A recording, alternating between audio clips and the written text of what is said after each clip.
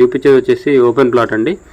ఇది లొకేషన్ వచ్చేసి ఇల్లందు రోడ్లో అండి. ఇల్లందు రోడ్లో పాండంగపురం బ్యాక్ సైడ్ వస్తుంది.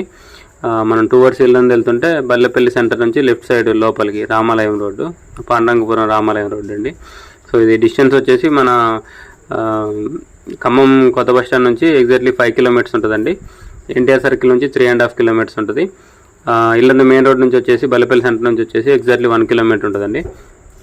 సో కనిపించేది ప్లాట్ అండి. ఇది పడమర ఫేసింగ్ ప్లాట్. దీని కొలతలు వచ్చేసి 36 ఫేసింగ్ 55 లోతండి. టోటల్ వచ్చేసి 220 గజాలు. సో ఇళ్ళకు కూడా దగ్గరే ఉంటుందండి. చుట్టుపక్కల అన్ని హౌసెస్ ఉన్నాయి. ఒక 1 ఇయర్లో హౌస్ కూడా కట్టుకోవచ్చు. సో ఈ వెంచర్లో లేవు కానీ హౌసెస్ చుట్టూ ఉన్నాయి. సో రోడ్లు కూడా డాంబర్ రోడ్లే అండి, 30 ఫీట్ రోడ్స్. ఇది ఛాన్స్ ప్రాపర్టీ అండి.